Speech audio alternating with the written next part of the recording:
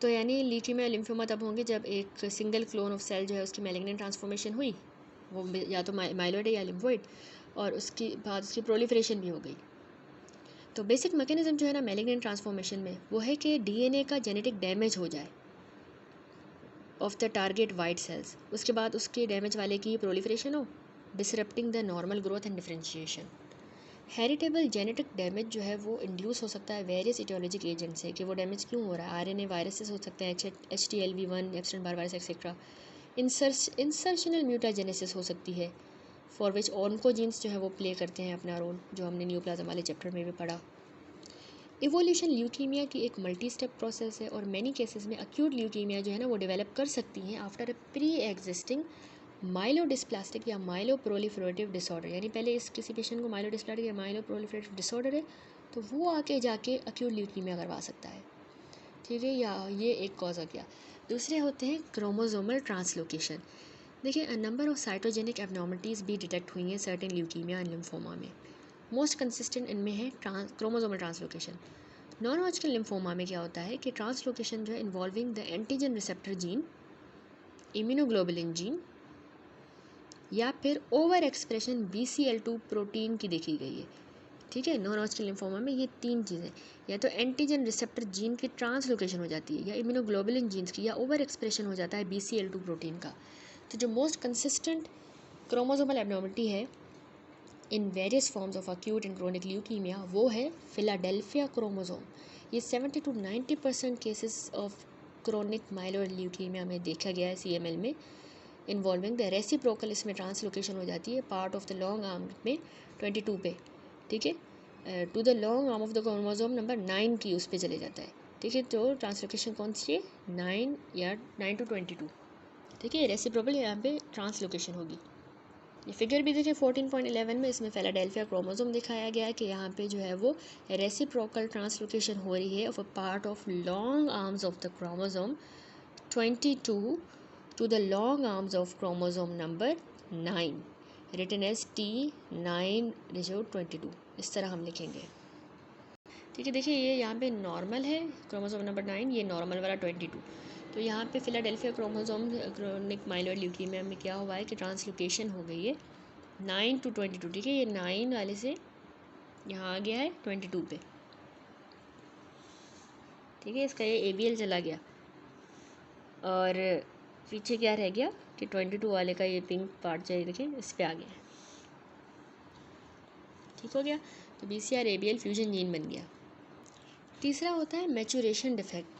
देखिए, acute leukaemia में single most prominent characteristic है ल्यूकेमिक सेल्स की, वो ये है कि डिफेक्ट आ जाता है मैचुरेशन में बियॉन्ड द माइलोब्लास्ट या प्रो माइलोसाइट लेवल के आगे वाला, in the AML, acute myelo leukaemia में, और लिम्फोब्लास्ट लेवल में आ जाता है इन अक्यूट लिम्फोब्लास्टिक ल्यूकीमिया में, ठीक है। देखिए कौन सा स्टेज है, तो मैचुरेशन डिफेक्ट में ये माइलोब्लास्ट या प्रो माइलोसाइट लेवल AML में, और लिम्फोब्लास्ट वाला लेवल जो है उसमें AL है, उससे आगे मतलब नहीं होगी मैचुरेशन का डिफेक्ट आ गया। तो ये एम्फोसाइज करना चाहिए कि मैचुरेशन डिफेक्ट जो आता है ना ल्यूकेमिक ब्लास्ट में, वो rather than the rapid proliferation of leukaemic cell, यानी कि कह रहा है कि मैचुरेशन का डिफेक्ट आ जाता है ल्यूकेमिक ब्लास्ट में, ठीक है। ये मेन मसला हुआ है, रादर देन के रैपिड प्रोलिफरेशन हुई ल्यूकेमिक सेल की, ये वजह नहीं है, असल में मैचुरेशन का डिफेक्ट आया है जो कि एक्यूट ल्यूकीमिया करवा रहा है। इनफैक्ट जनरेशन टाइम जो होता है ना ल्यूकेमिक ब्लास्ट का, वो समवट बढ़ जाता है और रादर देन शॉर्टन, ठीक है। ल्यूकेमिक ब्लास्ट के जनरेशन टाइम प्रोलॉन्ग हो जाएगा। चौथा कॉज है माइलो सप्रेशन। जैसा कि ल्यूकेमिक सेल्स जो हैं एक्यूमुलेट करते हैं बोन मैरो में, तो सप्रेशन हो जाती है नॉर्मल हेमेटोपोएटिक जो स्टेम सेल्स हैं उनकी, partly by physically replacing the normal marrow precursor and partly by inhibiting the normal haematopoiesis या सेल मीडिएटेड या ह्यूमोरल मैकेनिज्म, ठीक है। इसके ज़रूर वो उसको सप्रेस कर देते हैं हेमेटोपोएटिक वाले सिस्टम को खुद एक्यूमुलेट करके। तो ये जो है वो बेस्ड ऑन ऑब्जर्वेशन दैट कुछ जो पेशेंट होते हैं अक्यूट ल्यूकीमिया के, उनका हाइपोसेलुलर मैरो होता है, यानी उनमें सेलुलैरिटी कम होती है क्योंकि वो हेमेटोपोएसिस वगैरह सप्रेस हो चुकी है। तो ये इंडिकेट करेगा कि मैरो को फेलियर हो चुका है, वो overcrowding of leukaemic cells alone की वजह से नहीं हुआ। Nevertheless, normal hematopoietic stem cells do remain in the marrow, which are capable of proliferating and restoring the normal hematopoiesis after effective anti-leukemic treatment. ठीक है, हैं तो वो वहीं पे हेमेटोपोइसिस वाले सेल्स, तो जब हम एंटी ल्यूकेमिक ट्रीटमेंट देंगे तो फिर वो फंक्शन उसका रीस्टोर हो जाएगा. ठीक है, और मैरो जो है वो दोबारा से प्रोलिफरेट करेगा, रीस्टोर कर लेगा अपने हेमेटोपोइसिस. 5वां कॉज देख लें पैथोजेनेसिस में किस तरह है कि ऑर्गन की इनफिल्ट्रेशन हो जाए. अब ल्यूकेमिक सेल्स जो होते हैं वो प्रोलिफरेट करेंगे प्राइमरीली बोन मैरो में, सर्कुलेट करेंगे ब्लड में और इनफिल्ट्रेट कर जाएंगे दूसरे टिश्यूज़ में, जैसे लिम्फ नोड्स में भी ये ल्यूकेमिक सेल्स चले जाएंगे, लिवर में, स्प्लीन में, skin, viscera and central nervous system में. नंबर 6 हो सकता है साइटोकाइंस. रिएक्टिव इन्फ्लामेटरी सेल्स की प्रेजेंस हॉजकिंस डिजीज़ में होती है क्योंकि साइटोकाइंस सिक्रीट होते हैं रीड स्टर्नबर्ग सेल्स से. फॉर एग्जांपल जैसे इंटरल्यूकिन 5 होता है जो कि यूजिनोफिल्स की ग्रोथ करवाता है, उसका ग्रोथ फैक्टर है. इंटरल्यूकिन 13 जो कि ऑटोक्राइन स्टिमुलेशन के लिए होता है for the Reed Sternberg cells के लिए, और ट्रांसफॉर्मिंग ग्रोथ फैक्टर बीटा जो कि फाइब्रोजेनेसिस करवाता है. तो ये भी हमें मतलब साइटोकाइंस भी मिलते हैं हॉजकिंस डिजीज़ में. अब हम आते हैं इन सब के अलग से डिटेल में. सबसे पहला पढ़ते हैं myeloid neoplasms. Based on the cell line of differentiation of the pluripotent stem cell, ठीक है, उसकी सेल लाइन पे डिपेंड करता है. तो WHO की क्लासिफिकेशन 2002 वाली, उसने रिकॉग्नाइज़ किया सारे हेमाटोपोइटिक न्यूप्लाज्म को दो ग्रुप्स में, एक माइलॉइड, दूसरे लिम्फोइड न्यूप्लाज्म्स. ये बात हम पहले भी कर चुके हैं. तो सिंस माइलॉइड जो ट्राइलिनियज स्टेम सेल्स हैं वो फर्दर डिफरेंशिएट करते हैं 3 सीरीज़ ऑफ प्रोजेनिटर सेल्स में जो हम पढ़ते आ रहे हैं. एक एरिथ्रॉइड बनती है, दूसरी ग्रेनुलोसाइट, मोनोसाइट और तीसरी मेगाकेरोसाइटिक सीरीज़. तो इसीलिए सारी जो एग्जांपल्स हैं ना माइलॉइड न्यूप्लाज्म की, वो फाल करती हैं इन 3 कैटेगरीज ऑफ सेल लाइंस में. Based on this concept WHO classification जो है माइलॉइड न्यूप्लाज्म की, उसमें 5 ग्रुप्स आते हैं. एक माइलोप्रोलिफरेटिव डिजीज़, दूसरी माइलोडिस्प्लास्टिक या माइलोप्रोलिफरेटिव डिजीज़, तीसरी myelodysplastic syndrome, number 4 acute myeloid leukaemia, acute biphenotypic leukaemia. अब ये 5 हो गए. ठीक है, अभी हर एक जो ये ग्रुप है ये सब क्लासीफाई फिर फर्दर टाइप्स में हुआ है, जैसा कि अब टेबल में शोन है. टेबल देखें 14.4. तो इसमें अब ये फर्दर जो है वो सब टाइप्स में क्लासीफाई किया गया है. और ये वाला फिगर देखें तो इसमें मैचुरेशन स्टेजेस हैं माइलॉइड सेल्स के और स्टेजेस हैं in the development of the myeloid न्यूप्लाज्म्स.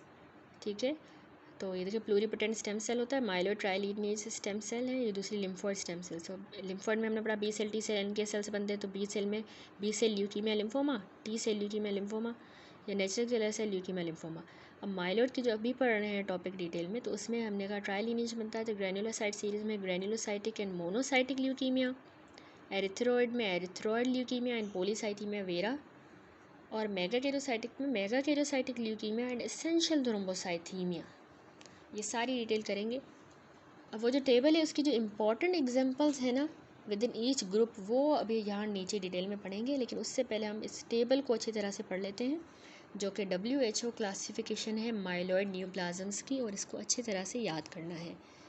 तो हमने कहा कि माइलॉइड न्यूप्लाज्म को हमने 5 में क्लासीफाई किया, माइलो प्रोलिफरेटिव, माइलो डिस्प्लास्टिक या प्रोलिफरेटिव डिजीज़ में, माइलो डिस्प्लास्टिक सिंड्रोम में, अक्यूट माइलोल्यूकीमिया और अक्यूट बायफिनोटाइपिक ल्यूकीमिया. तो जो माइलो प्रोलिफरेटिव डिजीज़ हैं उनमें 7 डिजीज़ आती हैं. एक क्रोनिक माइलॉइड ल्यूकीमिया CML. ठीक है, ये सारी हम इस चैप्टर में नहीं पढ़ेंगे क्योंकि कुछ जो इंपॉर्टेंट है वो पढ़ेंगे. अब उसके जो कॉजेज़ वगैरह हैं वो भी साथ लिखे हुए हैं कि फिलाडेल्फिया क्रोमोसोम पे ट्रांसलोकेशन होती है 922 जो अभी हमने देखा, PCR ABL पॉजिटिव है. दूसरा इसमें क्रोनिक न्यूट्रोफिलिक ल्यूकीमिया है, क्रोनिक यूजिनोफिलिक ल्यूकीमिया या हाइपर यूजिनोफिलिक सिंड्रोम कह सकते हैं. Number 4 chronic idiopathic myelofibrosis, polycythaemia vera, essential thrombocythaemia ET and chronic myeloproliferative disease जो अनक्लासिफाइबल है. ये सारे हो गए माइलोप्रोलिफरेटिव डिजीज़. दूसरे हैं माइलोडिस्प्लास्टिक या माइलोप्रोलिफरेटिव डिजीज़. उसमें आता है chronic myelomonocytic leukaemia, monocytic है. ठीक है, ये CMML है. नंबर 3 हमने कहा कि माइलोडिस्प्लास्टिक सिंड्रोम होता है. अब इस सिंड्रोम में 8 चीज़ें आती हैं. एक है इसमें रिफ्रैक्टरी अनीमिया. दूसरा refractory anaemia with ring sideroblast, then refractory cytopenia with multi lineage dysplasia, refractory cytopenia with multi-lineage dysplasia with ringed sideroblast, refractory anemia with excess blast, refractory anemia with excess blast type 2, myelodysplastic syndrome unclassified, myelodysplastic syndrome with isolated deletion on the 5q short arm जो है chromosome की। Number 4 आता है, हमने कहा acute myeloid लीकीमिया हम पढ़ेंगे, जो कि फर्दर में 4 में कर दिया है कि acute myeloid leukaemia with recurrent cytogenic abnormality, दूसरी acute myeloid leukaemia with multi lineage dysplasia, acute myeloid leukaemia and myelodysplastic syndrome therapy related, acute myeloid leukaemia not otherwise categorised. जो अक्यूट माइलोइड लीकीमिया है with recurrent cytogenic एब्नॉर्मलिटीज़, तो उनमें हमारे पास AML आता है with उसकी सबकी ट्रांसलोकेशंस लिखी हुई हैं T821 Q22 Q22। दूसरी AML है with abnormal bone marrow eosinophils. दूसरी acute promyelocytic leukaemia AML with 11Q23 abnormality. फिर हमने पढ़ी कि दूसरी होती है AML जो मल्टी लीनिएज डिस्प्लेजिया होती है with prior myelodysplastic syndrome without prior myeloid dysplastic syndrome. ये सारा रट्टा है, याद करना है। तीसरा होता है AML and myelodysplastic syndrome therapy related. इनमें अब थेरेपी रिलेटेड है तो ये अल्काइलेटिंग एजेंट रिलेटेड हो सकते हैं, टोपोआइसोमेरेज टाइप 2 इनहिबिटर रिलेटेड हो सकते हैं या अदर टाइप्स।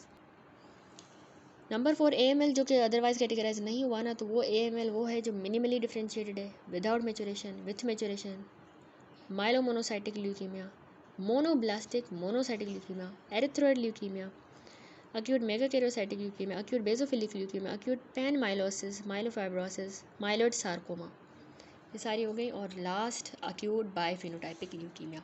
अब ये सारी है इसकी WHO classification in myeloid neoplasm की। अब जो डिटेल में देखेंगे वो सिर्फ हम इम्पोर्टेंट वाला देखेंगे, ठीक है। तो सबसे पहला जो है माइलोप्रोलिफरेटिव डिजीज़ वो देखें, तो माइलोप्रोलिफरेटिव डिसऑर्डर्स वो ग्रुप ऑफ न्यूप्लास्टिक प्रोलिफरेशन है of multipotent haematopoietic stem cells, ठीक है। इसमें ये जो 7 हमने देखी माइलोप्रोलिफरेटिव डिजीज़ इस ये देख रहे हैं, ठीक है। तो इनमें जो है वो मल्टीपोटेंट हेमेटोपोइटिक स्टेम सेल्स की जो है वो न्यूप्लास्टिक प्रोलिफरेशन हो जाती है। Besides their common stem cell origin, ये डिसऑर्डर्स ना क्लोजली रिलेटेड हैं। ओकेजनली ये इवोल्यूशन कराते हैं one entity into another during the course of disease. WHO classification जो है ना माइलोप्रोलिफरेटिव डिसऑर्डर्स की, उनमें 7 टाइप्स जो हमने टेबल में देखी वो हैं। क्लासिक और कॉमन एग्जांपल्स हैं क्रोनिक माइलोइड ल्यूकीमिया, ठीक है, CML इसमें आता है क्रोनिक माइलोइड ल्यूकीमिया। ये माइलोइड न्यूप्लाज्म की जो है माइलोप्रोलिफरेटिव डिजीज़ की पहली टाइप है। दूसरी इसमें पॉलीसाइथेमिया वीरा आता है और एसेंशियल थ्रोम्बोसाइटोसिस, ये क्लासिक और कॉमन एग्जांपल्स हैं। और हर एक जो है ना ये रिप्रेजेंट करती है कोरिस्पॉन्डिंग एक्सेस ग्रेन्युलोसाइट्स होते हैं, red blood cells, platelets respectively. इसमें ग्रेन्युलोसाइट बढ़ेंगे, इसमें रेड ब्लड सेल्स पॉलीसाइथेमिया वीरा में, और इसमें प्लेटलेट्स बढ़ेंगे। तो ये ग्रुप जो है ना वो एज अ होल स्लो और इंसीडियस ऑनसेट का होता है, और क्लिनिकल फीचर इसमें इंडोलेंट क्लिनिकल बिहेवियर के हैं। तो इसकी जो सबसे पहली टाइप है क्रोनिक माइलोइड वाली जो ल्यूकीमिया, इस माइलोप्रोलिफरेटिव डिजीज़ की, ये क्रोनिक माइलोइड ल्यूकीमिया इंपॉर्टेंट है, तो इसको हम डिटेल में पढ़ेंगे। इसकी डेफिनेशन और पैथोफिजियोलॉजी इस तरह है कि WHO की डेफिनेशन के हिसाब से CML जो है यानी क्रोनिक माइलोइड ल्यूकीमिया, ये इस्टेब्लिश हुआ by the identification of clone of haematopoietic stem cell that possesses the reciprocal translocation थी उसमें क्रोमोसोम 9 एंड 22 पे, जो कि फिलाडेल्फिया क्रोमोसोम बनता है। 9 ट्रांसलोकेशन 922 जो है ना वो इन्वॉल्व करती है फ्यूजन BCR जीन की, ठीक है। ब्रेक पॉइंट क्लस्टर रीजन होता है ये, ब्रेक पॉइंट क्लस्टर रीजन। इस जीन का क्रोमोसोम 22q11 पे विथ ABL के साथ, जो कि एबल्सन म्यूरिन ल्यूकीमिया वायरस जीन होता है, जो लोकेटेड होता है क्रोमोसोम नंबर 9q34 पे, ठीक है, एबल्सन म्यूरिन ल्यूकीमिया वायरस। तो जो फ्यूजन प्रोडक्ट बनता है ना उसको हम कहते हैं Philadelphia chromosome T922 Q3411 BCR ABL। तो ये पॉजिटिव होना चाहिए for making the diagnosis of the chronic myeloid leukaemia, ठीक है। ये हमेशा डायग्नोसिस के लिए बहुत इंपॉर्टेंट है, पॉजिटिव आना चाहिए। तो इसकी आइडेंटिफिकेशन जो है वो हम माइक्रो सैटेलाइट PCR से करते हैं या फिर फिश से करते हैं, डायग्नोसिस माइक्रो सैटेलाइट पीसीआर या फिश से। Underlying pathophysiological mechanism human chronic myeloid leukaemia का बेस्ड है ऑन द ऑब्जर्वेशन के बीसीआर एबीएल जो फ्यूजन प्रोडक्ट प्रोटीन है ना, ये कैपेबल है ऑफ ट्रांसफॉर्म कर देगी हेमेटोपोइटिक प्रोजेनिटर सेल्स को इन विट्रो और मेलिग्नेंट क्लोन बना देगी। अब ये बीसीआर एबीएल फ्यूजन प्रोडक्ट जो है वो क्या फंक्शनल चेंजेस लाएगा, ये 6 फंक्शनल चेंजेस लाएगा। ये जीन जो है ये जो बीसीआर एबीएल फ्यूजन प्रोडक्ट बना है, ये नंबर 1 एबीएल प्रोटीन जो है, इसमें जो एबीएल प्रोटीन है वो एक्टिवेट होगी और ये टायरोसिन काइनेज की तरह फंक्शन करेगी, टायरोसिन काइनेज एंजाइम की तरह। वे tyrosine kinase enzyme in turn activate करता है बाकी काइनेजेस को, जो जाके अपोप्टोसिस को इनहिबिट करेंगे। अपोप्टोसिस इनहिबिट होगी तो और ज़्यादा प्रोलिफरेशंस होगी। ठीक हो गया एक ये फंक्शन। दूसरा कि एबीएल की एबिलिटी है कि वो डीएनए बाइंडिंग प्रोटीन की तरह एक्ट करे, तो वो उसकी एबिलिटी एल्टर हो जाएगी डीएनए बाइंडिंग प्रोटीन की तरह। नंबर 3 एबीएल की बाइंडिंग एक्टिन माइक्रोफिलामेंट्स जो होते हैं साइटोस्केलेटन पे जो होते हैं उनके साथ इसकी जो बाइंडिंग है एबीएल की वो बढ़ जाएगी। अब एग्जैक्ट जो मैकेनिज्म होता है of the progression of the CML to blastic phase is unclear, लेकिन फॉलोइंग मैकेनिज्म इन्वॉल्व हो सकते हैं। नंबर 1 स्ट्रक्चरल एल्ट्रेशन आ जाती है ट्यूमर सप्रेसर p53 जीन में, या फिर structural alteration tumour suppressor gene retinoblastoma gene में, एल्ट्रेशन रास ओन्कोजीन में हो सकती है, MYC ओन्कोजीन में, इंटरल्यूकिन 1 बीटा का रिलीज़ हो सकता है इसे साइटोकाइन का, एंड लास्ट फंक्शनल इनएक्टिवेशन हो जाती है ट्यूमर सप्रेसर प्रोटीन की जो कि फॉस्फेटेज A2 की, इसकी फंक्शनल इनएक्टिवेशन हो जाती है। तो ये थ्योरीज हम कह सकते हैं कि CML जो है वो प्रोग्रेस करे टू ब्लास्टिक फेज़, उसका ये कॉज हो सकती है। अब हम CML के क्लिनिकल फीचर्स देखें तो क्रोनिक माइलॉइड जो माइलोजीनस या ग्रेनुलोसाइटिक ल्यूकीमिया है ये 20% ऑफ द ल्यूकीमिया है और इसका पीक इंसिडेंस 3rd और 4th डिकेड ऑफ लाइफ में होता है। डिस्टिंक्टिंग वेरिएंट जो है CML का बच्चों में देखा गया उसको हम कहते हैं जुवेनाइल CML। दोनों सेक्सेस इसमें इक्वली अफेक्टेड होते हैं। CML का ऑनसेट जो है वो जनरली इंसीडियस होता है। कुछ जो कॉमन प्रेजेंटिंग मैनिफेस्टेशन है उनमें हमें क्या मिलता है, अनीमिया मिलती है, जैसे वीकनेस होगी पेशेंट को, पेलार, डिस्निया, टेकिकार्डिया। इसके अलावा हाइपर मेटाबॉलिज्म हो जाएगा कि उसका वेट लॉस होगा, लेसीट्यूड, एनोरेक्सिया और नाइट स्वेट, ये hyper metabolism. Number 3 most important स्प्लीनोमेगैली हमेशा ऑलवेज प्रेजेंट होगी और ये मैसिव स्प्लीनोमेगैली होती है और ये अक्यूट पेन के साथ एसोसिएटेड होती है कुछ पेशेंट में, क्योंकि इसमें स्प्लीनिक इन्फेक्शन हो जाती है। ब्लीडिंग टेंडेंसी बहुत इंपॉर्टेंट पॉइंट है कि ये इस तरह के CML के पेशेंट इजीली ब्रूज करते हैं, एपिस्टेक्सिस होता है, मेनोरेजिया, हेमाटोमास वगैरह होते हैं। लेस कॉमन फीचर कौन से हैं, इनमें गाउट होगा, visual disturbance, neurologic manifestations and priapism. जो जुवेनाइल वाली ये CML है ये ज़्यादा ऑफन एसोसिएटेड है लिम्फ नोड की इनलार्जमेंट के साथ, यानी इनमें लिम्फ नोड ज़्यादा इनलार्ज होगा as compare to spleen juvenile में।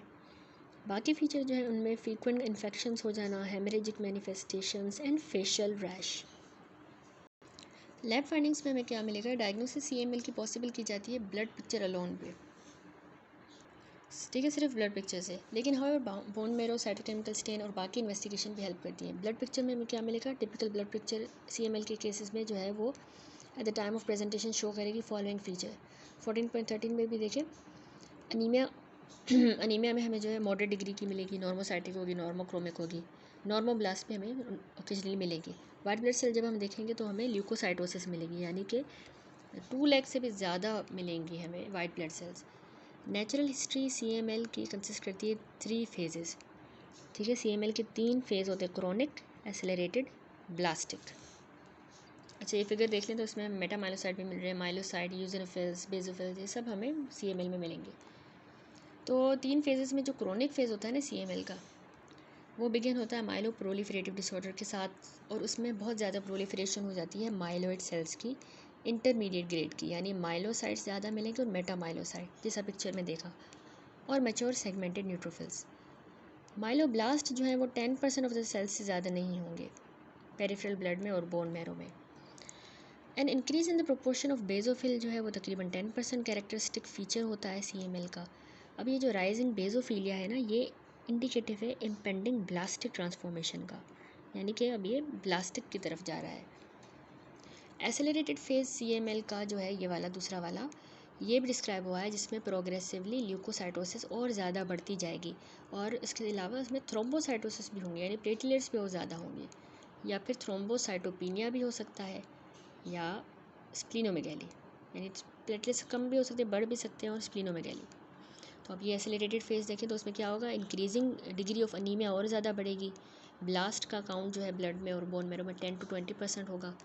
मैरो में बेजोफिल यहाँ पे 10 थे, तो यहाँ पे एसेलरेटेड में 20% हो जाएंगे या उससे भी ज़्यादा। प्लेटलेट का काउंट 1 लाख से कम हो जाएगा। थर्ड हमने कहा ब्लास्टिक फेज होता है या ब्लास्ट क्राइसिस होते हैं CML में। ये फुलफिल करता है डेफिनेशन अक्यूट ल्यूकीमिया की, इन हैविंग द ब्लड और मैरो ब्लास्ट, यानी ब्लड में भी और बोन मैरो में भी हमें ब्लास्ट सेल्स मिलेंगे जो कि 20% से कम होंगे।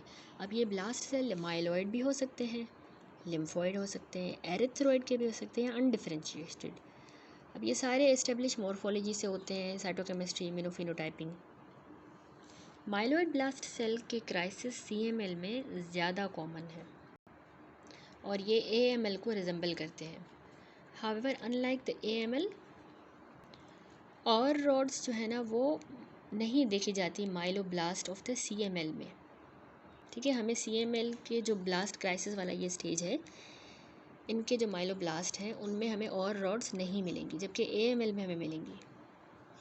क्रॉनिक माइलॉइड ल्यूकीमिया में नहीं, एक्यूट में मिलेंगी। तीसरा है प्लेटलेट्स। तो प्लेटलेट का काउंट तो नॉर्मल रहेगा, लेकिन ये बढ़ सकता है हाफ ऑफ द केसेस में, CML के हाफ केसेस में। उसके बाद आता है बोन मैरो एग्जामिनेशन। अब एग्जामिनेशन बोन मैरो की जो है वो यील्ड करेगी फॉलोइंग रिजल्ट। सेलुलैरिटी, उसमें जब हम सेलुलैरिटी देखेंगे तो जनरली हाइपर सेलुलैरिटी होगी, टोटल या पार्शियल रिप्लेसमेंट हो जाएगी फैट स्पेसिस की बाय प्रोलिफरेटिंग माइलॉइड सेल। ठीक है, बहुत ज़्यादा हो रही है ना प्रोलिफरेशन, तो वो फैट स्पेसिस रहेंगी नहीं और वहाँ पे हमें बहुत ज़्यादा माइलॉइड सेल्स मिलेंगे। दूसरा हम माइलॉइड सेल्स देखेंगे, तो माइलॉइड सेल तो प्रीडोमिनेट करेंगे बोन मैरो में, विथ इंक्रीज आ जाएगा माइलॉइड टू एरिथ्रॉइड रेशियो का।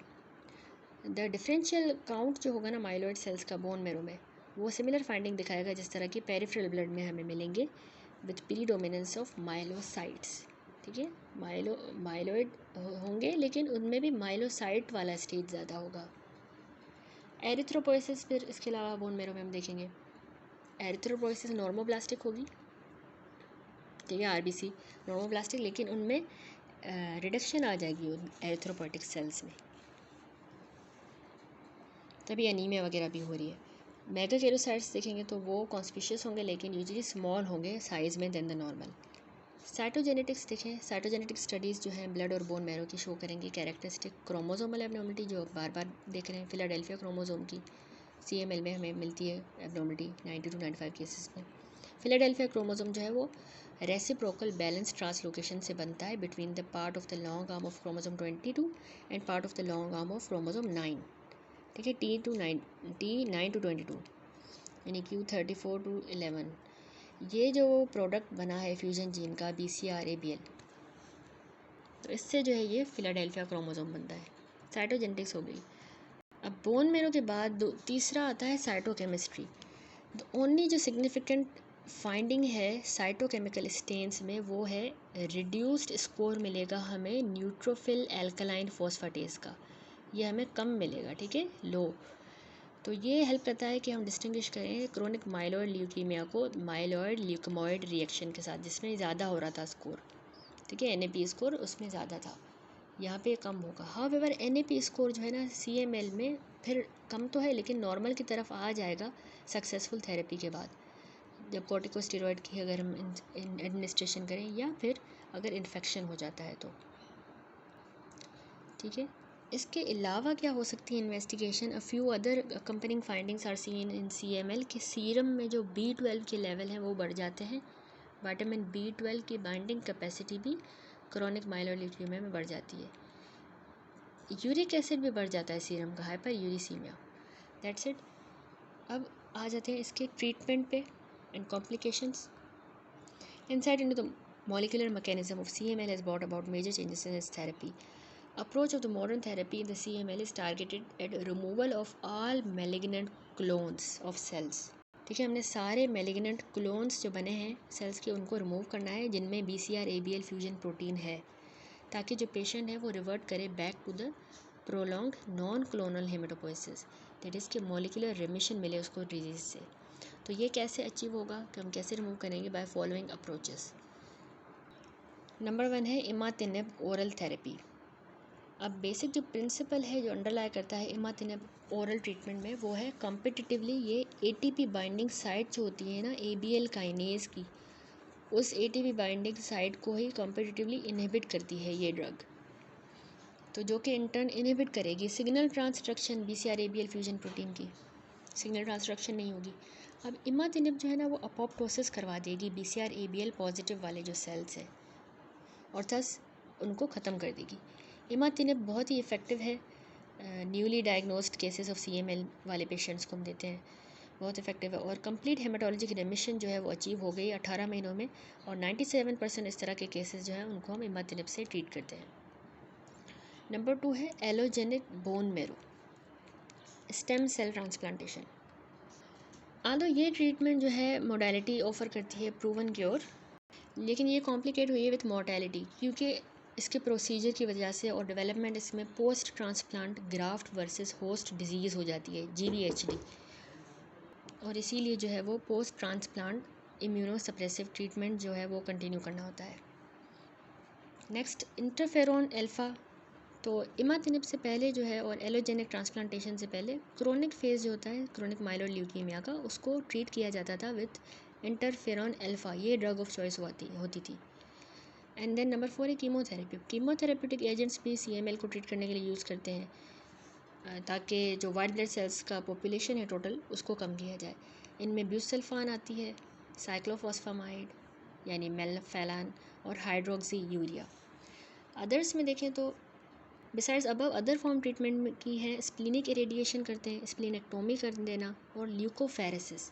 जो मोस्ट कॉमन कॉज है डेथ का 80% केसेस में CML में वो है डिजीज़ एसेलरेशन एंड ब्लास्टिक ट्रांसफॉर्मेशन जो हो जाती है, उसकी वजह से